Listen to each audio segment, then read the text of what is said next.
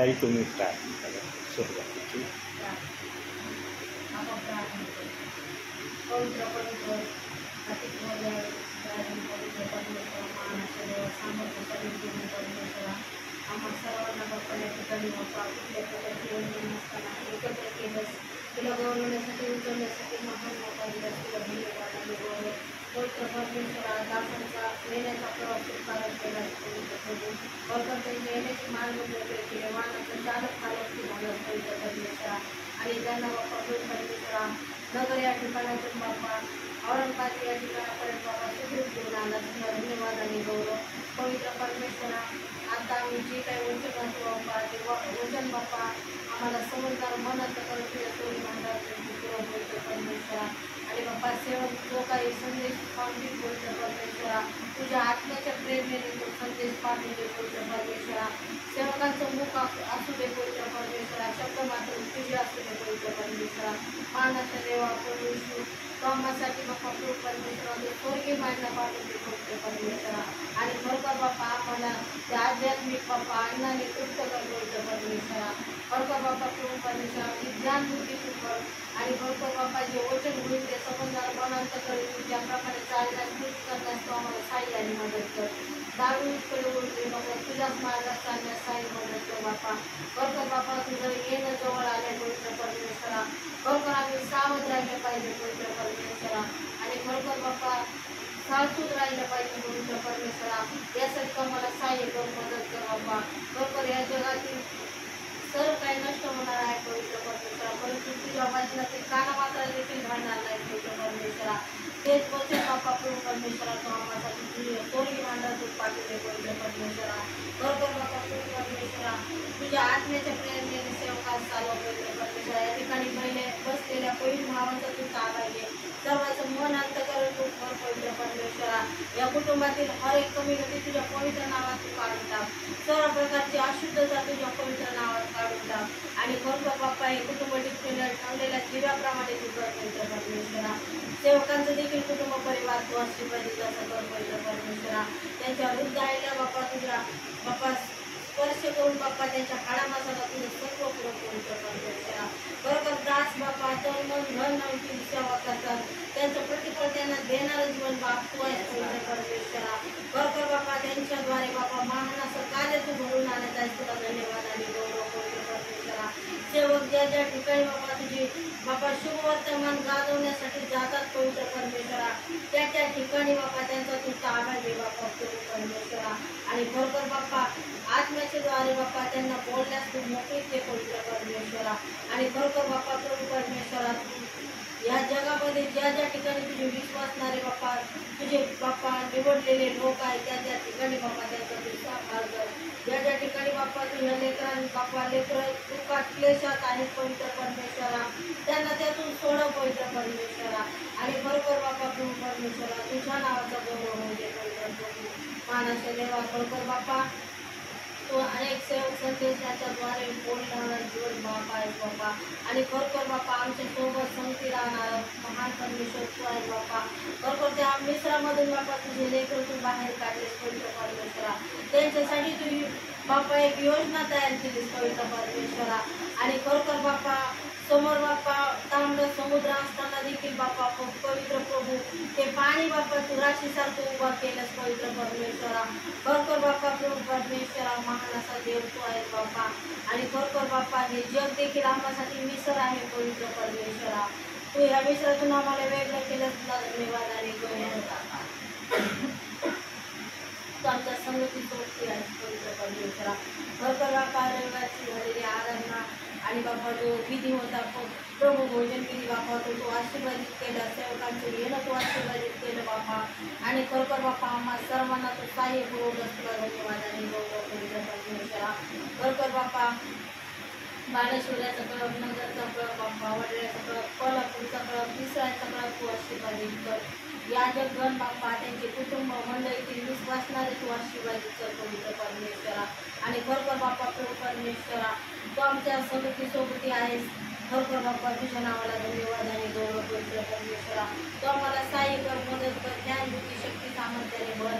आणि करतो बाप्पा सेवकांना बाप्पा प्रभू परमेश्वरा तुझ्या स्वर्गीय भांडरात जो निरोप बाप्पा त्यांच्यावर आहे तू पाठवणार आहेस तो बाप्पा बोलण्यास सहाय्य आणि मदत कर बाप्पा आम्हा सर्वांना त्या तुझ्या वचनात बाप्पा चालण्यास सहाय्य मदत कर बाप्पा या बहीण भावांच्या सर्व समस्या अडचणी तू सोडव बाप्पा आणि खरोखर माझं कुटुंब परिवार देखील तुझ्याकडे ठेवले बाप्पा त्या सर्व अडचणी तुला ठाऊक आहेत तुमच्या परमेश्वरा ते सोडणार आहे दृष्टी तुझ्याकडे लावली बाबा लगेच तू देणार आहे समजून खात्री करू परमेश्वरा छोटीशी विनंती धन्यत आणणार आपले प्रभू येशू ख्रिस्ताच्या गोड आणि नावात करून जाईल.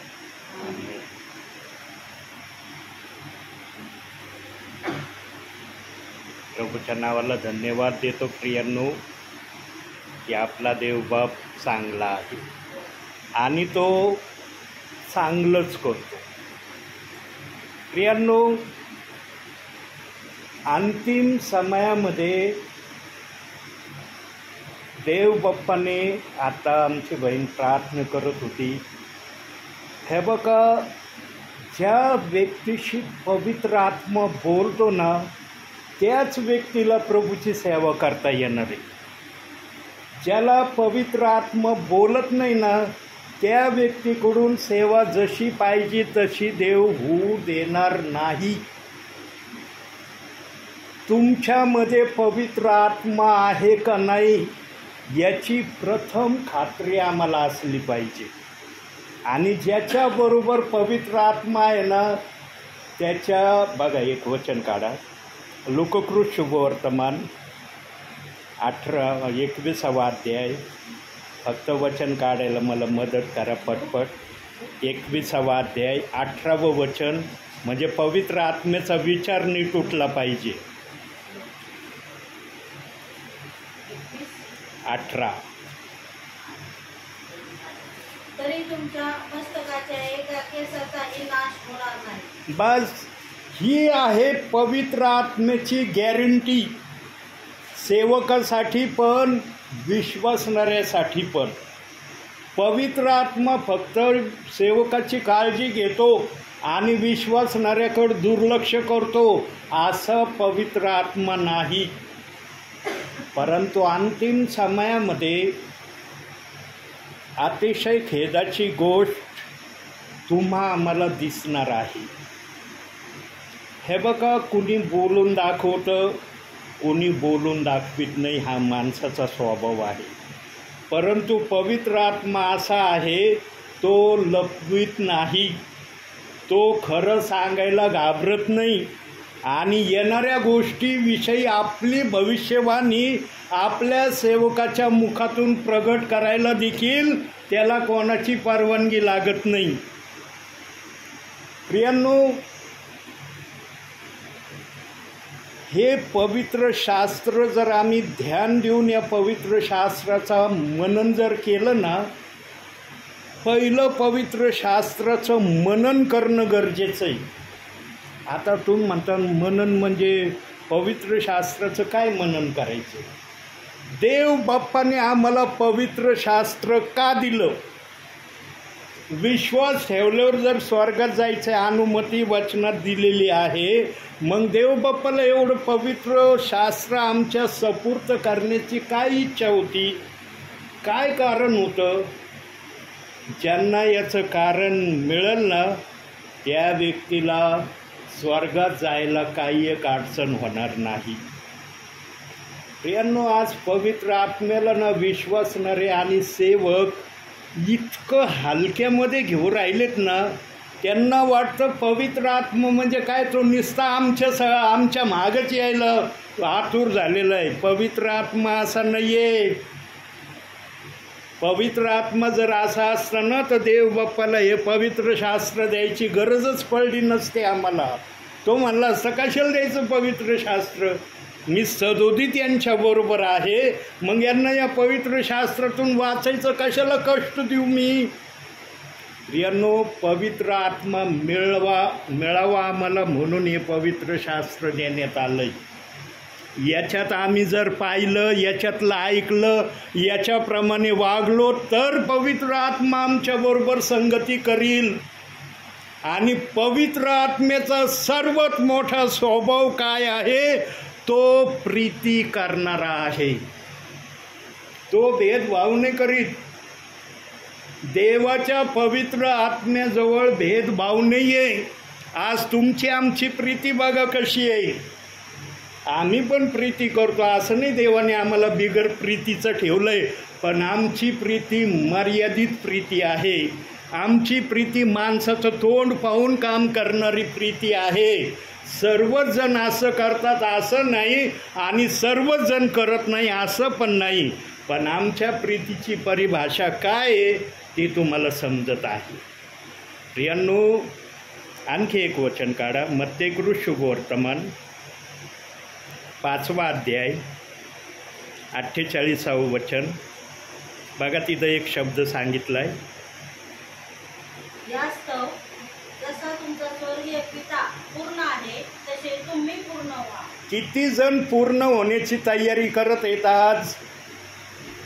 आम्ही देवाच्या स्वभावासारखं बनावं म्हणून हे पवित्र शास्त्र दिलंय.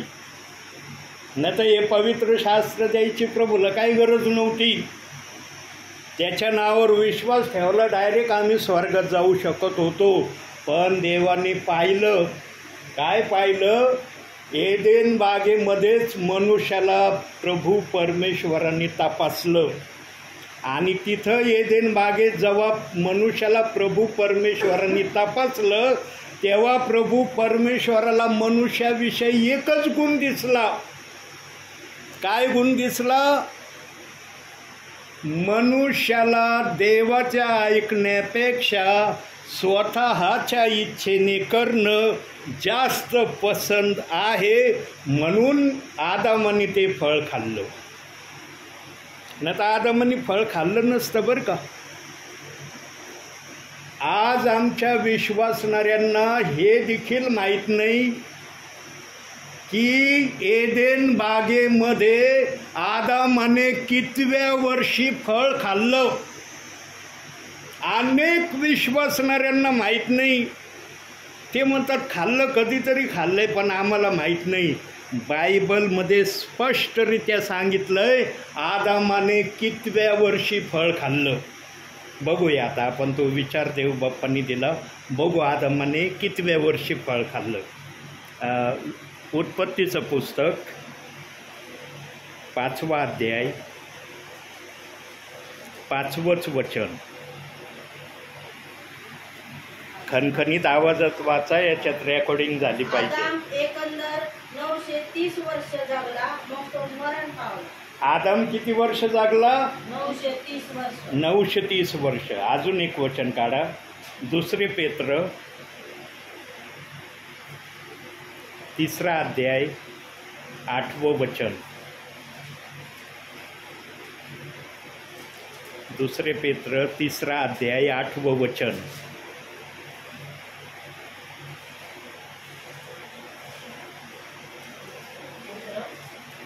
तिसरा अध्याय 8वं वचन. तरी प्रिय बंधूंनो, ही एक गोष्ट तुम्ही विसरू नका की प्रभूला एक दिवस 1000 वर्षासारखा आणि 1000 वर्ष एका दिवसासारखी आहे. बघा आता या ठिकाणी सांगितलंय एक दिवस मग प्रभू परमेश्वराला 1000 वर्षासारखा आणि 1000 वर्ष एक दिवसासारखा. आदाम किती वर्ष जागला? 930 वर्ष जागला. म्हणजे प्रभू परमेश्वर एदेन बागेत जो राहायला आला होता मनुष्याबरोबर, तो फक्त 1000 वर्षाकरता आला होता. परंतु वयाच्या 70व्या वर्षी 930 + 70 केल्यावर किती होतात? 1000 होतात ना. म्हणजे आदामाने वयाच्या 70व्या वर्षी एदेन बागेमध्ये बऱ्या वाईटाचं ज्ञान करून देणाऱ्या झाडाचं फळ खाल्लं. आणि प्रियांनो, ते बऱ्या वाईटाचं ज्ञान करून देणाऱ्या झाडाची प्रभू परमेश्वराशिवाय कोणालाच खरी माहिती नाही. पण आदामाला प्रभू परमेश्वराने त्या बऱ्या वाईटाचं ज्ञान करून देणाऱ्या झाडाची पूर्ण माहिती दिलेली नव्हती. आदामाला जर प्रभू परमेश्वराने त्या बऱ्या वाईटाचं ज्ञान करून देणाऱ्या झाडाची पूर्ण माहिती दिली असती तर आदामाने त्या झाडाजवळ सुद्धा गेला नसता. ते फळ खाणं तर फार लांबची गोष्ट, पण त्या झाडाजवळ स्वतः गेला नसता. हव्वेला देखील त्या झाडाजवळ जाऊ दिलं नसतं. पण प्रभू परमेश्वर आपल्या हाताने घडवणाऱ्या व्यक्तीला तपासण्याची त्याने ठरवलं होतं की मनुष्य माझ्या सांगण्याप्रमाणे चालतो का स्वतःच्या बुद्धीने चालण्याचा त्याचा इरादा आहे. म्हणून एदेन बागेत फक्त आदामाला सांगितलं होतं बऱ्या वाईटाचं ज्ञान करून देणाऱ्या झाडाजवळ जाऊ नको, ते बागेच्या मध्यभागी आहे. पण आज या झाडाविषयी अनेक तर्कवितर्क केले जात आहेत. अनेक जण आज आपल्या मनाने काही पण त्या झाडाचा विषय घेऊन काही विषय मांडित आहेत आणि विश्वासणाऱ्याची दिशाभूल करत आहे. पवित्र आत्मा कधीच आपल्या विश्वासणाऱ्याची दिशाभूल होऊ देणार नाही. आणि तुम्हाला जर प्रियांनो आपल्या भावी जीवनात दिशाभूल व्हायचं नसेल तर पवित्र शास्त्र वाचणं गरजेचं आहे. अगदी सोपा उपाय. कोणी सेवक येऊ अगर नाही येऊ प्रार्थनेला तुम्ही शास्त्र वाचा. असा तुमचा एक टाईम ठरवा की या वेळेमध्ये माझा देव आणि मी, संसार प्रपंचाला बाजूला, सगळ्या गोष्टीला बाजूला, देवाच्या आत्म्या मला तुझ्या संगतीत यायचंय, तुझ्या संपर्कात राहायचंय, तू माझा स्वीकार कर. म्हणून योएल संदेश त्याने अगोदरच एक भविष्यवाणी करून ठेवली होती. काय भविष्यवाणी करून ठेवली होती बघूया आपण. योएलाचं पुस्तक जुन्या करारामध्ये योनाच्या नंतर योएल 2 अध्याय 28 वचन. यानंतर असे होईल की मी आपल्या आत्म्याचा मनुष्य मात्रावर वर्षाव करीन, तेव्हा तुमचे पुत्र व तुमच्या कन्या संदेश देतील, तुमच्या वृद्धास स्वप्ने पडतील, तुमच्या तरुणास दृष्टांत होतील. बघा, जे कनिष्ठ संदेष्टे आणि श्रेष्ठ संदेष्टे, जे लहान संदेष्टे आहेत त्यांनी लहान भविष्यवाण्या केल्या, पण जे मोठे संदेष्टे होते त्यांनी मोठ्या भविष्यवाण्या केल्या. यशायाने सर्वात मोठी भविष्यवाणी कोणती केली? आपल्या यशायाच्या ग्रंथामध्ये आहे माहिती तुम्हाला? आमेन. हे बघा प्रियांनो, या ठिकाणी देवाच्या आत्म्याची उपस्थिती आहे, त्याचं हे प्रमाण आहे. यशायाने सर्वात मोठी भविष्यवाणी केली होती की जरी एदेन बागेमध्ये सैतानाने मनुष्याला पापात पाडून मनुष्याचं आणि परमेश्वराचं वैर निर्माण केलं, पण प्रभू परमेश्वर आपल्या लोकांना सोडवण्यासाठी आपल्या पुत्राला पाठवणार आहे. सर्वात मोठी भविष्यवाणी यशाया संदेष्टेची त्याच्या पुस्तकामध्ये ही आहे. तारणारा तुमच्यासाठी येणार आहे. 400 वर्षापूर्वी ही भविष्यवाणी यशायाने आपल्या संदेष्टाच्या काळामध्ये त्या पिढीला कळवली आणि ती भविष्यवाणी खरी झाली. आज पण बरेच संदेष्टे आहेत. ओपन मीटिंग असली की पहिलं संदेष्टा आणि भविष्यवाणी करण्याचं हे 2 उद्गार फार सेवकाच्या पुढं लिहिले जातात. प्रियांनो, भविष्यवाणी करणं चांगलं आहे आणि संदेष्टा म्हणणं पण चांगलं आहे, पण तुमच्यामध्ये तसे गुण देव बाप्पाने पवित्र आत्मेने ठेवलेले असले तर त्या शब्दाला किंमत आहे. तुमच्यामध्ये जर ते गुणच दिसत नाही आणि तुम्ही नुसतं स्वतःला नाव लावून घेता, म्हणजे तुम्ही देवाऐवजी स्वतः उंच होण्याचा प्रयत्न देवाच्या नावाखाली करता, हे सिद्ध होतं. प्रियांनो 12 प्रेषितांची काय किंमत होती त्या काळामध्ये? प्रभूकड येण्या अगोदर हे 12 प्रेषितांची काय जगामध्ये किंमत होती, काय नाव होतं यांना?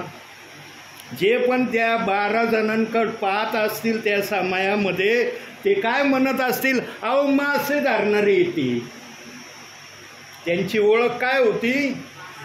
मासे धरणारे ही त्यांची ओळख होती. शास्त्री, सदुकी, परुषी, अधिकारी, सरदार जे कुणी असतील त्यांच्या संपर्कात ते सर्वजण या 12 जणांना मासे धरणारा म्हणून ओळखत होते. पण जेव्हा येशूने या 12 जणांना आपल्याकडं बोलवलं तेव्हा या 12 जणांची ओळख काय झाली? या 12 जणांना काय नाव देण्यात आलं? माणसं धरणारं नाव त्यांना देण्यात आलं. आणि कोणते माणसं धरणारं नाव देण्यात आलं? प्रभू येशू ख्रिस्ताकडे आणणारे हे नाव त्या 12 जणांना त्या समयातल्या लोकांनी दिलं. आणि जेव्हा यरुशलेममध्ये शास्त्री, सदुकी, परुषांच्या कानावर ही खबर गेली ते म्हणले, अरे ते अनपढ निरक्षर मासे धरणारे काय गडबड लावली त्यांनी. अशी गडबड जर त्यांची यरुशलेममध्ये चालत राहिली तर एक दिवशी या यरुशलेममध्ये सगळे येशू ख्रिस्ताचे लोक बनतील. आणि मग शास्त्री, सदुकी, परुषांना पण आपली जी काही प्रथा होती, जी काही प्रजा होती त्यांना सांभाळण्याची त्यांच्यावर पण जबाबदारी होती. मग त्यांनी काय केलं बघूया जरा वचनातून. प्रेषितांची कृत्य 4था अध्याय 18वं वचन. मग त्यांनी त्यास बोलावून अशी निक्षून ताकीद दिली की येशूच्या नावाने अगदी बोलून अगर शिकू नका. बघा या 12 जणांना शास्त्री, सदुकी, परुषांनी बोलवलं आणि काय म्हणले? येशू ख्रिस्ताच्या नावाने काय बोलायचं नाही, येशू ख्रिस्ताच्या नावाने काही शिकवायचं नाही. प्रियांनो, मनुष्य केव्हा अशा गोष्टी करायला लागतो? जेव्हा देवाचा संकल्प देवाच्या इच्छेप्रमाणे देव पूर्ण करायला लागतो तेव्हा मनुष्याला देवाचा संकल्प मान्य होत नाही. एदेन बागेपासूनच दिसून आलं आदामाच्या स्वभावावरून की मनुष्य देवाची इच्छा कधीच पूर्ण करायला मागत नाही. आदामाने फळ नसतं खाल्लं तर मला नाही वाटत आपण या समयामध्ये इथं असतो. कारण देवबाप जर 1 दिवसासाठी आला होता, 1000 वर्षासाठी आला होता या जगात, आदामाने फळ जर खाल्लं नसतं तर आपण सर्वजण प्रभूच्या त्या सानिध्यामध्ये असतो आणि प्रभूचा जय जयकार करत बसलेला असतो. पण आदामाच्या क्षुल्लक एका चुकीमुळं किती मोठ्या दुष्परिणामाला आम्हाला सामोरं जावं लागत आहे आणि ते सामोरं जाणं आजपर्यंत चाललेलं आहे. पण पवित्र आत्म्याचे आम्ही आभार मानले पाहिजे की पवित्र आत्म्याने आम्हाला अंतर दिलं नाही. प्रियांनो, पवित्र आत्मा त्याच्याकडेच येतो. ध्यान देऊ नाही का? पवित्र आत्मा बोलायला लागला ना तो कोणाला घाबरत नाही. मी नेहमी सांगतो, पवित्र आत्मा कोणाचा गुलाम नाही, पवित्र आत्मा कोणाच्या बंधनात राहत नाही, पवित्र आत्मा कोणाच्या आदेशाने चालत नाही, तो आपल्या आदेशाने आपल्या लोकांना चालवितो. पवित्र आत्म्याचा पहिला स्वभाव गुण आहे की तो जे वचनाप्रमाणे आचरण करण्याची इच्छा ठेवतात त्यांच्याबरोबर संगती करायला त्याला आवडतं. दुसरी गोष्ट, पवित्र आत्मा ज्यांच्या हृदयात प्रीती आहे, प्रीतीचं वागणं ज्यांना पसंत आहे त्यांच्याबरोबर राहण्याचं त्याची इच्छा आहे. आणि तिसरी गोष्ट, जसा आमचा स्वर्गीय पिता परिपूर्ण आहे तसं जे कोणी परिपूर्ण होण्याची इच्छा प्रभूच्या नावामध्ये ठेवतात त्यांच्याबरोबर पवित्र आत्मा असलेल्याची खरी खुरी साक्ष आहे किंवा खरं खुरं प्रमाण आहे. असे अनेक प्रमाण आहे, परंतु पवित्र आत्मा या तीनच गोष्टीचं प्रमाण देतो. आज आमच्यामध्ये प्रीती म्हटलं तर कशी आमची प्रीती प्रियांनो?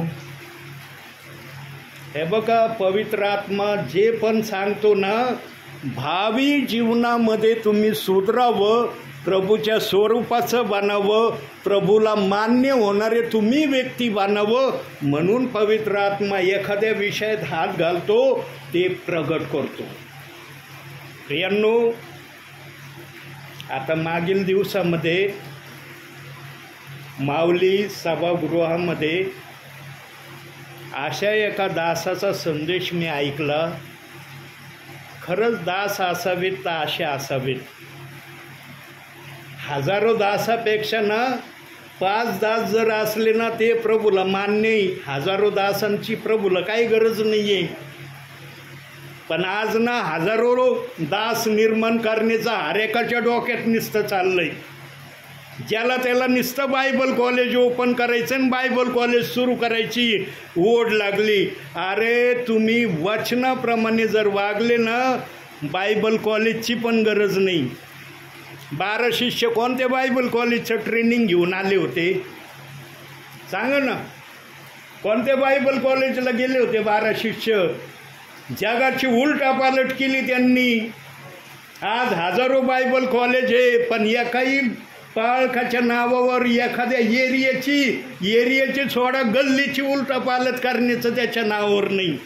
कशाला हे बायबल कॉलेज? बायबल कॉलेज निर्माण केले ना, तर तसे पाळक सेवेमध्ये दिसले पाहिजे, तर त्या बायबल कॉलेजला काय अर्थ आहे.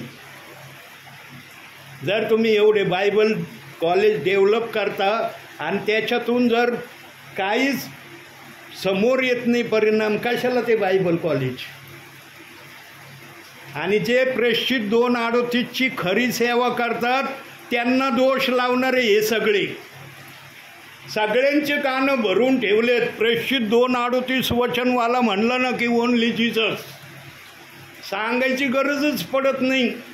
बायबल कॉलेज केलेला असो अगर न केलेला असो, पहिला शब्द त्याच्या तोंडातून हा निघणार, तुम्ही ओनली जीसस आहेत का?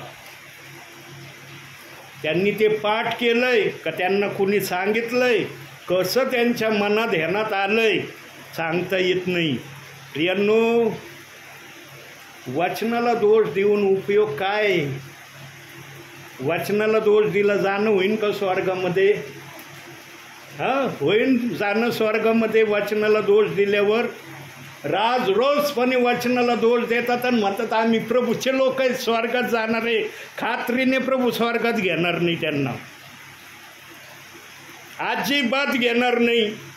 देवबापांनी पहिली कडक वॉर्निंग देऊन ठेवली बायबलमध्ये. बघूया वॉर्निंग आपण. प्रगटीकरण 22वा अध्याय 18-19. या पुस्तकातील संदेश वचने ऐकणाऱ्या प्रत्येकाला मी निश्चयपूर्वक सांगतो की जो कोणी ह्यात भर घालील त्याचवर ह्या पुस्तकातील लिहिलेल्या पिढा देव आहे. पुढं, आणि जो कोणी या संदेशाच्या पुस्तकातील वचनातून काही काढून टाकील त्याचा वाटा या पुस्तकात वर्णिलेल्या जीवनी झाडातून व पवित्र नगरातून देव काढून टाकील. बघा, ही सक्त वॉर्निंग देव बाप्पाने दिलेली आहे. सांगा, कोणत्या देवाच्या दासीने एकदा तरी हे वाचलं नसन?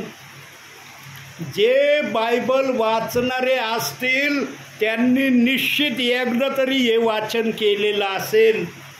पण कळलंय का त्यांना? ते का नाही कळलं? कारण आत्मा नाही बोलत म्हणून कळलं नाही. आत्मा जर बोलला असता तर कधीच म्हणले नसते हे ओनली जीसस आहेत. आणि प्रेषित 2:38 वचन आम्हाला चलत नाही, आम्ही ते वचन मानित नाही.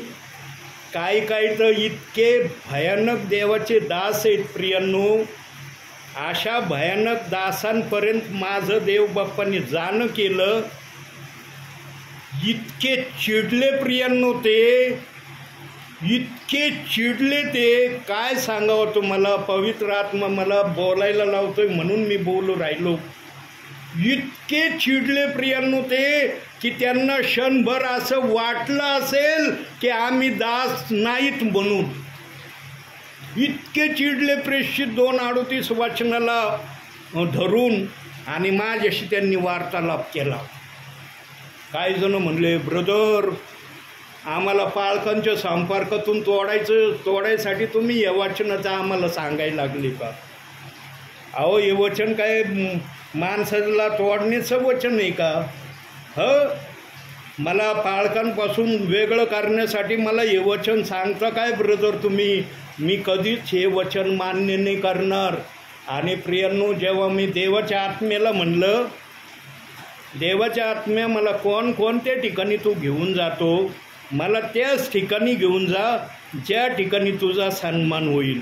ज्या ठिकाणी तुझा सन्मान नाही, पवित्र आत्मे तिथं मला कशाला वेळ घालवायला पाठवतो? त्यांच्या समोर काहीही केलं तरी त्यांना ते वचन कळणार नाही का माझा वेळ आणि तुझाही वेळ त्या ठिकाणी खर्च करायला पाठवतो. सर्वात प्रेषित 2:38 वचनाची निंदा करणारे हिंदी भाषा बोलणारे सेवक आहेत. ध्यान देऊन ऐका. प्रेषित 2:38 वचनाची सर्वात जास्त निंदा सर्वात खालच्या पातळीच्या पेक्षा खालच्या पातळीमध्ये हिंदी भाषा बोलणारे जे सेवक आहेत ते या वचनाला दोष लावतात, आणि त्याला हा सेवक साक्षीदार आहे. हिंदी भाषा बोलणाऱ्याने काय काय शब्द त्या वचनाविषयी वापरले, इतके गलिच्छ शब्द वापरले प्रियांनो, मला ते शब्द ऐकवले नाही. देवाचा आत्मा या गोष्टीला साक्षी प्रियांनो, मी खोटं नाही बोलत. खोटं जर बोलत असतो तर देव बाप्पाने मला हे बोलायसाठी शब्दच दिले नसते. इतके गलिच्छ शब्द मी ऐकले प्रेषित 2:38 वचनाचे हिंदी भाषेतून सेवा करणाऱ्या सेवकाच्या मुखातून. आणि देवाकडे हीच अपेक्षा मी केली जेव्हा ते ठिकाण सोडल्यावर. म्हटलं, देव बाप्पा, जीवनात कधी या दासाचा माझा सामना होऊ देऊ नको. कधी या दासाचा चेहरा मला जीवनात दाखवू नको. कारण इतके भयानक शब्द मी ऐकले या प्रेषित 2:38 वचनाचे. मला माहिती नव्हतं इतकं वाईट बीज हिंदी भाषेतून सेवा करणाऱ्या दासाच्या मुखातून निघते म्हणून. प्रियांनो, कोणत्या अनुभवातून मी गेलोय ना, मी नेहमी सांगतो तुम्हाला की माझ्याजवळ इतके अनुभव आहेत ना, पवित्र आत्म्याने सांगितल्याशिवाय मी बोलत नाही प्रियांनो. कारण पवित्र आत्मा काय हे सांगत आहे, कारण मनुष्य इतक्या खालच्या पातळीला गेला या वचनासाठी की त्याला वचनाची किंमत राहिलेली नाही. जर त्या वचनाचा आदर केला ना तर ते वचन किती सामर्थ्याने भरणारं आहे हे त्यांना कळतच नाही. पण सगळे आडखळलेत कशामुळं? पेत्र म्हणाला, आम्हाला पेत्राचं ऐकायचं नाही, आम्हाला फक्त येशू ख्रिस्ताचं ऐकायचं आहे. पेत्राचं आम्ही कशाबद्दल ऐकायचं? पेत्राचं ऐकलं तर मग येशूचं कोण ऐकन? इथं हे सगळे आडखळलेत आणि सगळेजण इथं सगळ्यांच्या बुद्ध्या भ्रष्ट व्हायला लागल्या. पेत्राला त्यांनी इतकं टार्गेट असा विषय केलंय प्रियांनो, पेत्राने पण भावी जीवनात कधी विचार केला नसन की मला इतकं टार्गेट असा विषय माझे विश्वासणारे आणि सेवक करतील. म्हणून देव बाप्पाने त्याला स्वर्गाच्या राज्याच्या किल्ल्या दिल्या आणि स्वर्गाच्या दरवाजावर उभं केलं. देवाच्या आत्म्याने पेत्राला ज्या स्वर्गाच्या राज्याच्या किल्ल्या दिल्या ना प्रियांनो, योग्य कारणासाठी दिल्या. योहानाला का नाही दिल्या स्वर्गाच्या राज्याच्या किल्ल्या? सर्वात आवडता शिष्य येशू ख्रिस्ताचा योहान होता. का नाही दिले योहानाला स्वर्गाच्या राज्याच्या किल्ल्या? कारण योहानाजवळ पश्चाताप करण्याचा आत्मा नव्हता. पश्चाताप करण्याचा आत्मा कोणाजवळ होता? पेत्राजवळ होता. म्हणून पेंटिकॉस्टच्या दिवशी पहिला शब्द काय आलाय? पश्चाताप करा, तुमच्या पापाची क्षमा व्हावी म्हणून तुम्ही प्रत्येकजण येशू ख्रिस्ताच्या नामात बाप्तिस्मा घ्या, म्हणजे तुम्हाला पवित्र आत्म्याचे दान प्राप्त होईल. दिलंय ती दास. आज काही जणांना पवित्र आत्माही नकोय, सेवकाला नको आहे आणि विश्वासणाऱ्याला नकोय. ते म्हणतात बस ईश्वर आला ना तो कबुतरासारखा आत्मा, बस आम्ही त्यांनीच खुश आहे. मग तो जर कबुतराचा आत्मा आला होता, मग पेंटिकॉस्टच्या दिवशी जो आत्मा आला अग्नीच्या स्वरूपाने, तो आत्मा कुठला होता? तो एक आणि हा एक, दोन झाले का आत्मे? प्रियांनो, सरळ सरळ बोलायचं झालं ना, तर या पवित्र शास्त्राला विश्वासणाऱ्यांनी आणि देवाच्या सेवकाने दोन सेवेमध्ये परिवर्तित केलेलं आहे. परंतु देवाचा आत्मा या दोन परिवर्तित झालेल्या सेवेला कधीच मान्य करत नाही. बघा, पुरावा दाखवतो. योहानकृत शुभवर्तमान 10वा अध्याय 16वं वचन. पटपट शास्त्र भाग काढून वाचण्याचा प्रयत्न करा प्रियांनो. 10वा अध्याय 16वं वचन. या मेंढवाड्यातली 90 अशी माझी दुसरी मेंढरे आहे, तीही मला आणली पाहिजे. ती माझी वाणी ऐकली, मग एक कळप एक मेंढपाळ असे होईल. बघितलं, देव बाप्पाला दोन कळप मान्य नाही, पण आजच्या या वर्तमान काळामध्ये दोन कळप चाललेले आहेत. म्हणून देवाचा आत्मा म्हणला, या मेंढवाड्यातली 90 अशी माझी दुसरी मेंढरं. म्हणजे जे येशू ख्रिस्तानी भविष्यवाणी केली होती. येशू ख्रिस्तानी पण आपल्या सेवा कार्यामध्ये भविष्यवाणी एक केली प्रियांनो, आणि ती भविष्यवाणी या समयामध्ये पूर्ण होत आहे.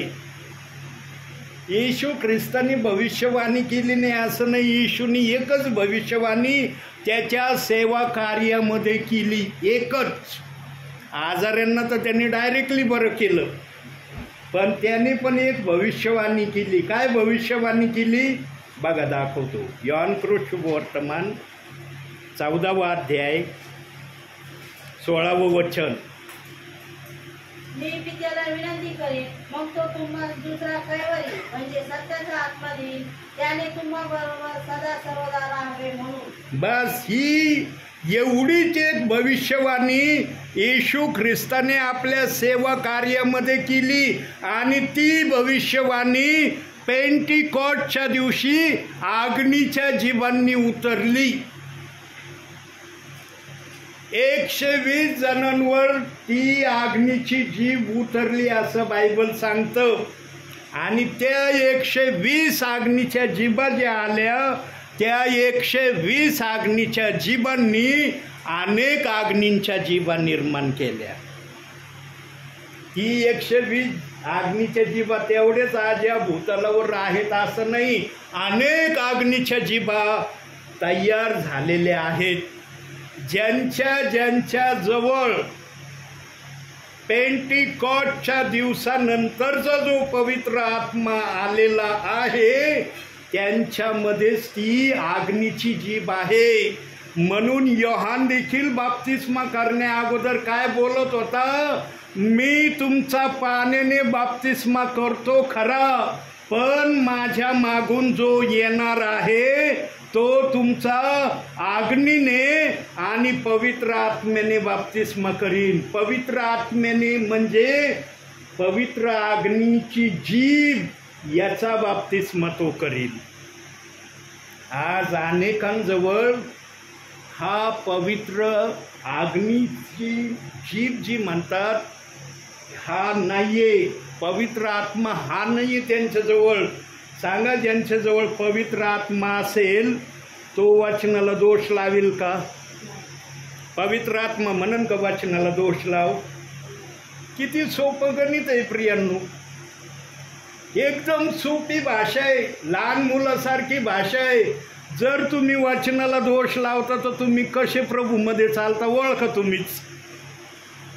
आणि बायबलनी तर स्पष्ट सांगितले की माझ्या शब्दाला, माझ्या कानाला, हुकाराला, मात्राला तुम्ही काढू शकत नाही. कुठं दिलंय बघा, मत्तेकृत शुभवर्तमान 5वा अध्याय 18वं वचन. बघा तिथं काय म्हणतोय प्रभू. मत्तेकृत शुभवर्तमान 5वा अध्याय 18वं वचन. मी तुम्हाला खचित सांगतो, आकाश व पृथ्वी नाही तशी होईपर्यंत सर्व गोष्टी पूर्ण झाल्यावाचून नियमशास्त्राची एक मात्रा किंवा एक बिंदू नाहीसा होणार नाही. एवढं मोठं आश्वासन पवित्र आत्मेने दिलंय. एक काना, एक बिंदू नष्ट मी होऊ देणार नाही. इथं तर एक वचनाला दोष लावला जातोय, त्या वचनाच्या विरोधात काही बोललं जातंय. खोटा संदेश आहे, नरकात जाणार आहे, याचा संदेश ऐकणारे नरकात जाणारे. प्रियांनो, मनुष्याचा स्वभावच असा आहे, वाईट असलं ना ताबडतोब घेईन, पण चांगलं असलं ना 10 वेळेस विचार करून घेऊ का नको, करू का नको. ते वचन खुल्लं सांगतंय तुम्हाला मी पवित्र आत्मा देईन, पण कळतच नाही ती भाषा. 50पेक्षा अधिक वेळा काही जणांनी बायबल वाचलं, पण त्यांना कळलंच नाही की पवित्र आत्म्याची जीभ ये माझ्यावर प्रभू पाठवणार आहे ती कशी आहे. निश्चय म्हणतात 50पेक्षा अधिक वेळेस मी बायबल वाचलं. चांगली गोष्ट आहे, बायबल वाचणं काय वाईट नाही, पण जे वाचलंय त्याप्रमाणे जर तुम्हाला कळलं नाही तर काय फायदा तुमचं ते वाचून. कळलं नाही तुम्हाला तर काय उपयोग आहे. कळण्यासाठी पवित्र आत्मा लागतो, तुमची बुद्धी नाही समजू शकत त्याला. माझ्या भावी जीवनात मी फक्त 2दा बायबल पूर्ण वाचले. किती वेळेस वाचलंय? 2 वेळेस. तिसऱ्यांदा घेतलं, अर्ध बायबल वाचन झालंय. स्तोत्र संहिता 119 अध्यायापर्यंत येऊन जो थांबलोय मी, आत्तापर्यंत थांबलोय. 119 स्तोत्राच्या पुढं काय माझं वाचन झालेलं नाही प्रियांनो. म्हणजे मी माझ्या भावी जीवनात फक्त 2.5 वेळा बायबल वाचन केलंय. पण या 2.5 वेळेस बायबल वाचनातून देव बाप्पाने मला 30% पीक दिलंय. 2.5% जे मी वाचन केलंय. ऐका, माझ्या हातात बायबल. कुठं आहे माझं बायबल? बघा, हे इथं बायबल आहे माझं, पालंगावर बायबल आहे. फक्त हातामध्ये कॅमेरा घेऊन उभा आहे मी, आहे ना. मोबाईल दिसतोय ना हातामध्ये. कुठून बोलतोय मी? पाठ केलं होतं रस्त्याने गाडी चालवित असताना की आता मी चाललोय औरंगाबादला, आता त्या बहिणीच्या परिवारात असा मी संदेश देणार आहे. पाठांतर केलं होतं प्रियांनो. म्हणून जो पण सेवा करतो ना त्या दासाने सर्वात पहिली तपासणी स्वतःमध्ये याची करावी, माझ्यामध्ये पवित्र आत्मा आहे का? पवित्र आत्मा माझ्याशी बोलतो का? आणि पवित्र आत्मा जर बोलतो तर त्याचं माझ्या बोलण्याचं प्रमाण काय आहे? खरंच प्रियांनो, काही जण इतके फार सुंदर मेसेज देतात, इतके ब्रिलियंट मेसेज देतात की त्यांची आठवण केल्याशिवाय देवाचा आत्मा राहत नाही प्रियांनो. हे बघा, देव बाप्पाने कुणाला लिखाणाच्या माध्यमातून बोलण्याची प्रेरणा दिली, कुणाला डायरेक्टली पवित्र आत्म्यातून बोलण्याची प्रेरणा दिली.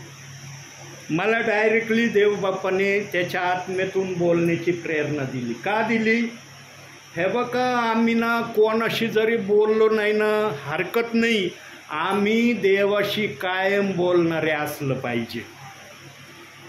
आणि मी माझ्या मनामध्ये जी पण शंका येते ना, मी डायरेक्ट माझ्या देवाला विचारतो. आणि मला एक गोष्ट लय खटकायची, आणि त्या गोष्टीला मी वारंवार माझ्या जीवनात अनुभवलं.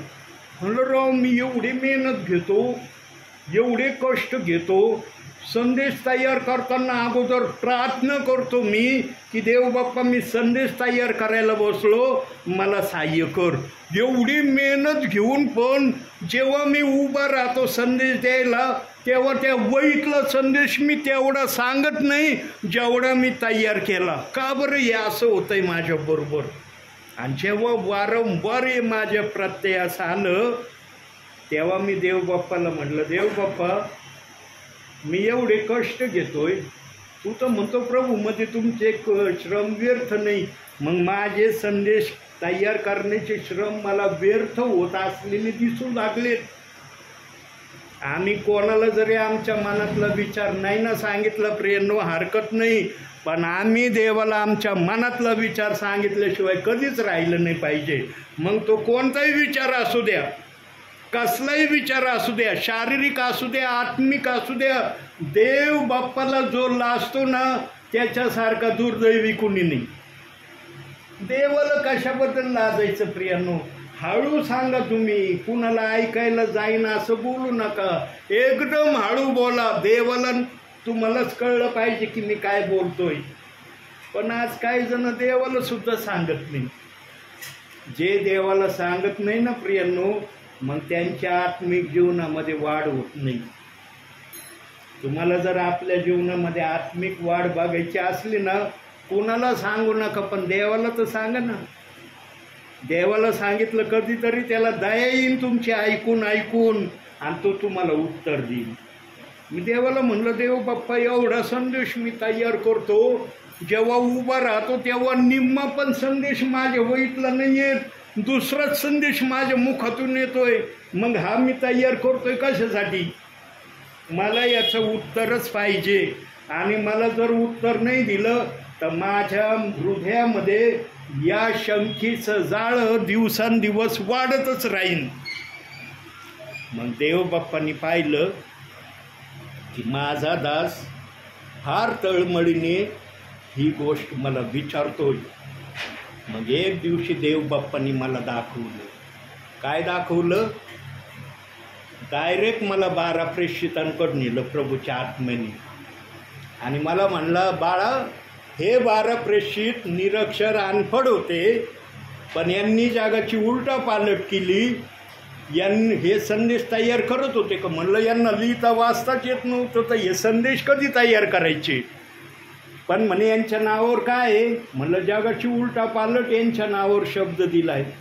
म्हणे जो कुणी नाही, जाऊ दे, करू यांच्यासाठी प्रार्थना.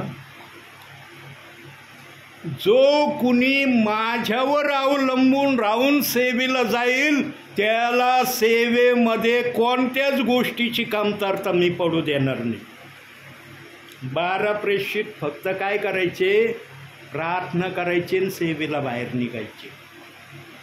किती प्रार्थना करत असते देवाच्या आत्म्याला माहिती. पण प्रेषित इतके आज्ञाधारक होते, प्रार्थना केल्याशिवाय सेवेला जात नव्हते. आणि तेच त्यांचे परिश्रम होते सेवेचे. म्हणून जिथं जायचे, ज्या भूमीवर पाय त्यांचा पडायचा, ती भूमी प्रभूची व्हायची, ते लोक प्रभूचे व्हायचे. आज बघा किती सेवक आहेत, किती सेवक आहेत आज, लागन तेवढे सेवक आहे. प्रियांनो, आता त्या माऊली स्कूलमध्ये जे दास आले होते ना, त्यांनी बोलता बोलता एक शब्द बोलले.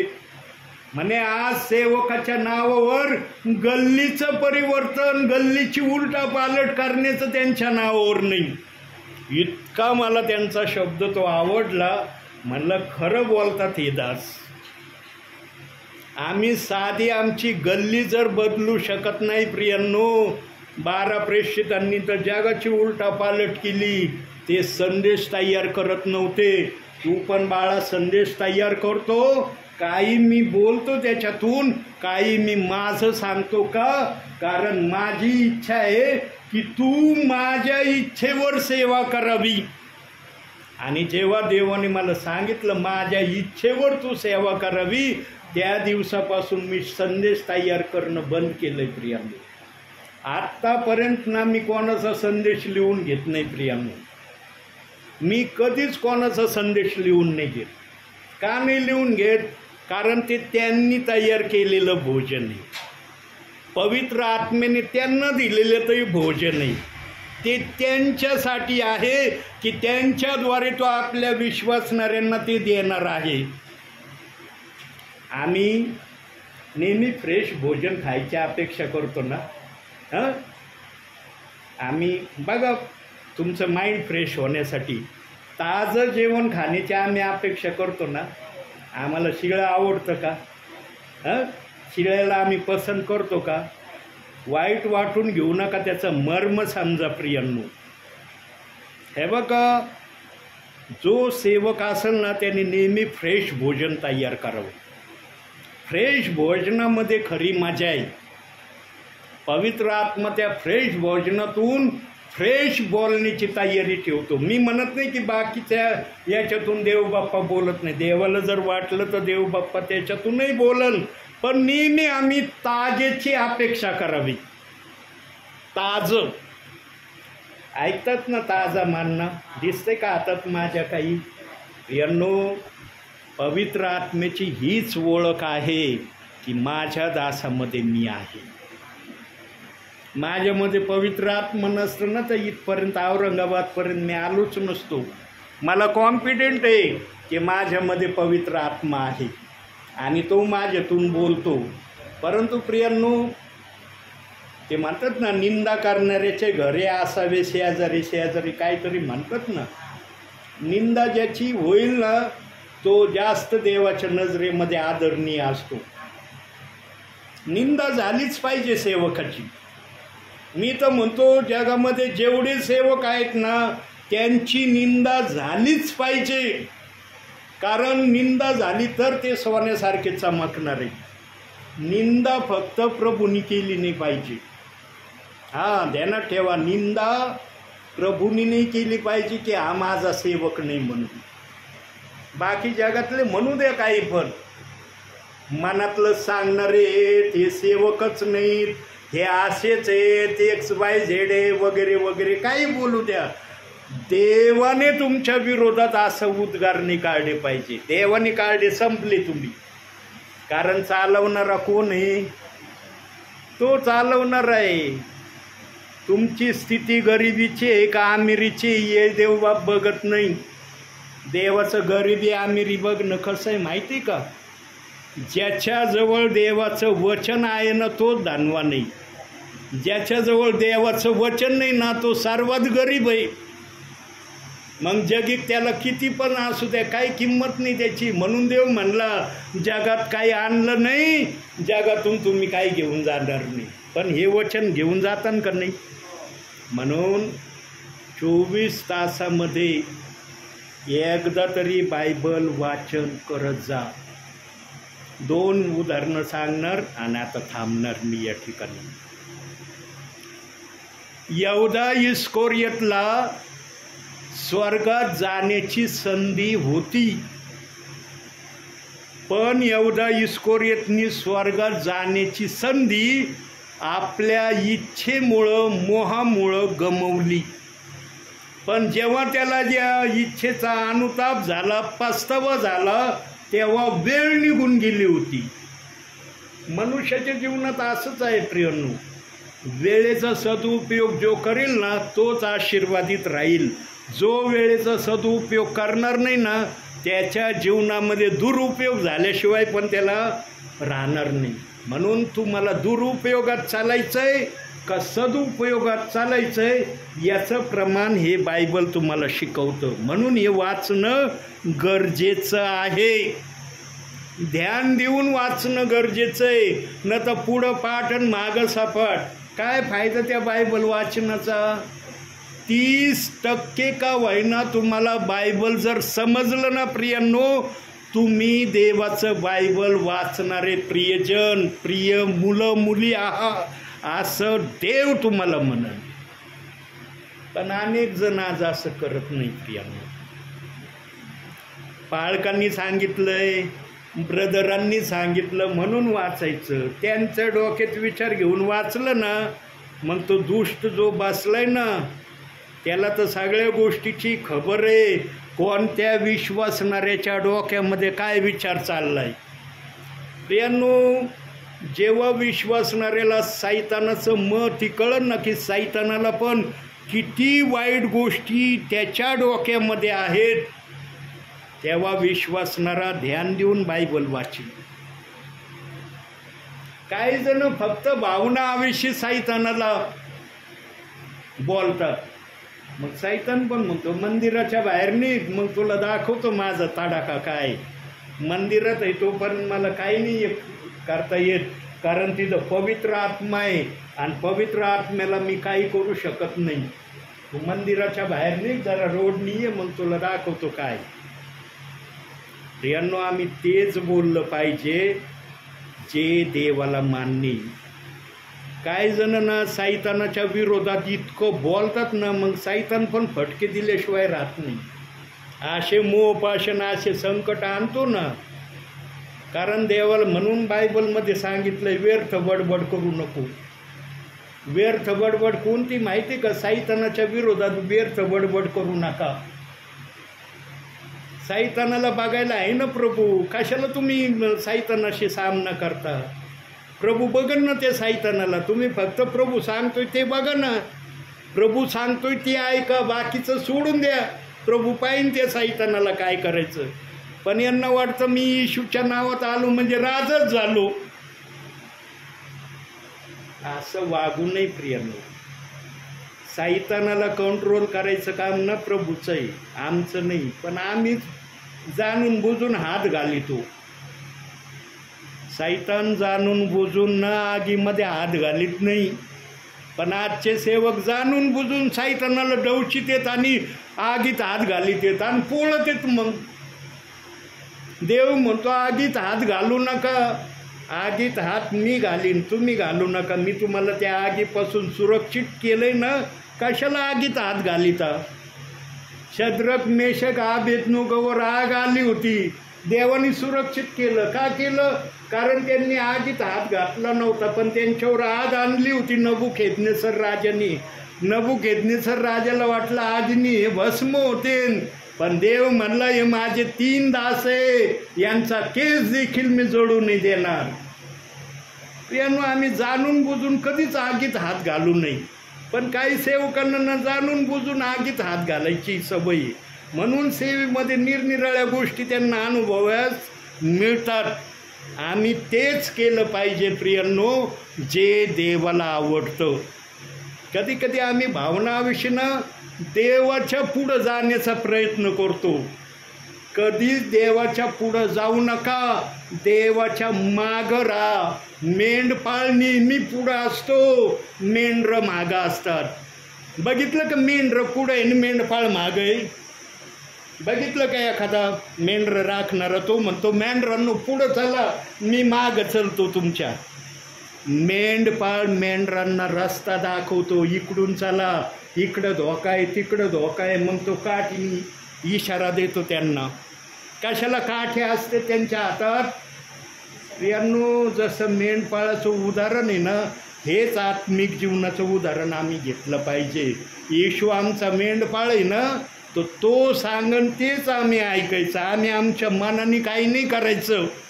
काही जणांना आपल्या मनाचं करायची सवय लागली, म्हणून भावी जीवनामध्ये दुःखाचा सामना त्यांना करायला ते स्वतः ते दुःखामध्ये अनुभवतात स्वतःला. आम्ही देवाच्या अनुशासनात राहिलो ना प्रियांनो, कोणतंच अरिष्ट आमच्याकडे येणार नाही. देव बाप्पाने असे शब्द बायबलमध्ये सांगितलेत प्रियांनो, जो कुणी तुझा छळ करील त्याला मी त्याचंच रक्त प्यायला लावीन. अशापर्यंतचे शब्द मी या बायबलमध्ये वाचलेत प्रियांनो. फार भयानक शब्द देव बाप्पांनी दिलेत या बायबलमध्ये. प्रियांनो, पवित्र आत्मा जेव्हा बोलतो ना, मला जरी ज्ञान नसलं ना त्याचं, पण पवित्र आत्म्याला माहिती आहे मी कुठं काय लिहिलं आहे. म्हणून प्रियांनो, यहूदा इस्करियोत त्याने आपल्या जीवनात पश्चाताप केला नाही, म्हणून त्याला स्वर्गाच्या राज्यात येता आलं नाही. यहूदा इस्करियोतची ही प्रॉब्लेम होती. आणखी एक जणाची प्रॉब्लेम काय होती, स्वर्गाच्या दरवाजेवर उभा होता, एकदम दरवाजेवर, आणि प्रभूलाच म्हणत होता मला स्वर्गात जायसाठी काय करू. प्रभू म्हणला अरे स्वर्गाच्या दरवाजेवर उभा आहे, मलाच विचारतोय स्वर्गात जायसाठी काय करू. मग प्रभूने न्याळलं त्याला, पाहिलं, अरे हा धनवान आहे गड्या, ह्या धनवानामुळं याला कळा नाही की मी कुठं उभा आहे, काय काय केलं पाहिजे. प्रभू म्हणलं तुझं असं नसन ना, ते सगळं गोरगरिबाला दे. का बरं प्रभू म्हणला गोरगरिबाला दे. प्रभू असं का नाही म्हणलं धनवानाला जाऊन दे, तू धनवान आहेस ना, धनवानाला दे, गोरगरिबाला देऊ नको, धनवानाला दे, असं का नाही म्हणला प्रभू.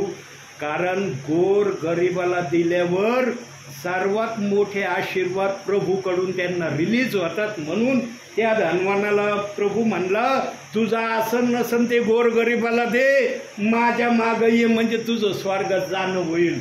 पण तो धनवान हे ऐकून म्हणला अरे बापरे, माझं सगळं द्यायचं आणि मी गरिबीचं जीवन जगायचो, नाही मला हे नाही मंजूर प्रभू, तुझा हा विचार मी नाही स्वीकारीत.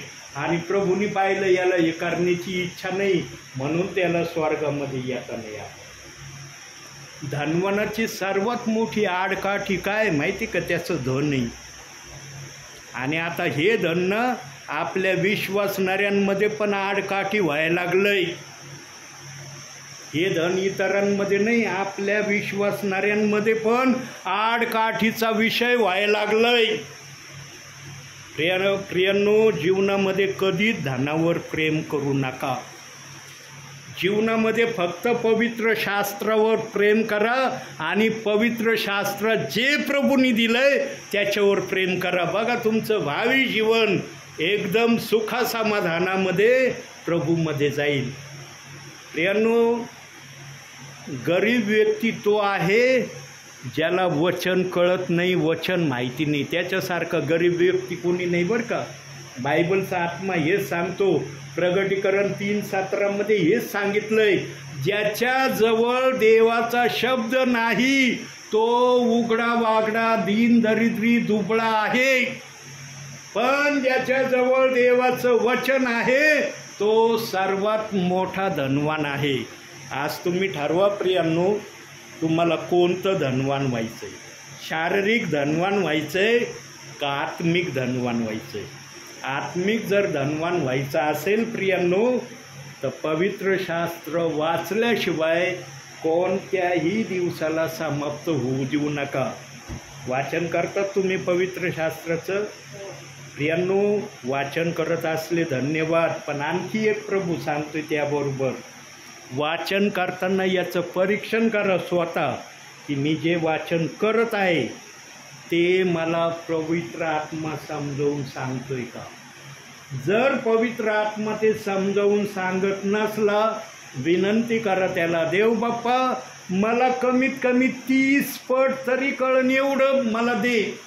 मी 60ची 100ची अपेक्षा नाही करत तुझ्याकडं, कमीत कमी माझी हे श्रम माझी मेहनत 30% तरी आशीर्वादित तू कर, तर हे बायबल वाचायला अर्थ आहे. न तर काय पुढं पाठ मागचा पाठ, काय फायदा वाचन करण्याचा. 2.5 वेळा मी फक्त बायबल वाचलंय, पण 30% माझ्याजवळ आहे, मला कॉन्फिडेंट आहे. जेव्हा पण मी प्रभूच्या नावाने उभा राहतो, पवित्र आत्मा मला सहाय्य करतो. प्रियांनो, बघा किती वेळ झालं बोलतोय मी, कुठं अडखळलो, कुठं पेचात पडलो, कुठं घोटाळ्यात दिसलो तुम्हाला, अरे मी बोलायचं होतं एकान भलतंच बोलून बसलो.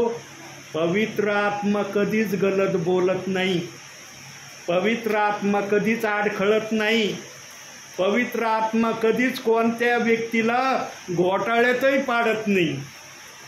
संदेश तेच मान्य आहेत पवित्र आत्म्याचे जे तुम्हाला आशीर्वाद देतात. जर संदेश तुम्हाला आशीर्वाद देत नाही, मग समजून घ्या तुम्ही काय ऐकलं. मग म्हणून प्रियांनो, आता मी इथं थांबणार आहे, एक वाक्य बोलू. पवित्र आत्मा तुमच्यामध्ये आहे का याची प्रथम खात्री करा. पवित्र आत्मा ज्याच्याजवळ असतो ना, त्याला देव बाप सर्वात पहिलं निरोगी ठेवतो. त्याच्या मागं कुठलं टेन्शन पवित्र आत्मा ठेवीत नाही. तो कधी विचारात, घोटाळ्यात, पेचात पाडलेला दिसत नाही. प्रियांनो, तुम्ही फक्त आत्मिक धनवान असले ना, तुम्ही शारीरिक कितीही गरिबीच्या हालतीमध्ये जगणारे असले ना, देवाचा आत्मा कधीच तुम्हाला कळू देणार नाही. तू शारीरिक जीवनामध्ये अतिशय गरिबीची परिस्थिती जगतो, पण तुमच्यामध्ये पवित्र आत्मा आहे का याची खरी तपासणी करा. आणि जो विश्वासणारा या अंतिम समयामध्ये पवित्र आत्मा माझ्यामध्ये आहे का नाही याची पडताळणी करणं, त्याच विश्वासणाऱ्याचं स्वर्गात जाणं होणार आहे. आणि त्यांनाच घेऊन जाण्यासाठी प्रभू येणार आहे. सर्वांना घेऊन जाण्यासाठी प्रभू येणार नाही. सर्वांना जर घेऊन जायचं असतं ना प्रभूला, तर प्रभूने हे पवित्र शास्त्रच दिलं नसतं. म्हणलं असतं सगळे घ्यायचेत, कशाला देऊ ये, कशाला कष्ट घेऊ यांचे. याच्यात जो राहील त्याला स्वर्गात जाता येईल. जो या पवित्र शास्त्रात राहणार नाही त्याचं स्वर्गात जाणं होणार नाही. आता तुम्हाला स्वर्गात जायचं का इथं थांबायचं याचा विचार तुम्ही करा. म्हणून आजच्या छोट्याशा संदेशातून देवबाप तुम्हाला आणि मला भरपूर आणि भरपूर आशीर्वाद देव. आमेन.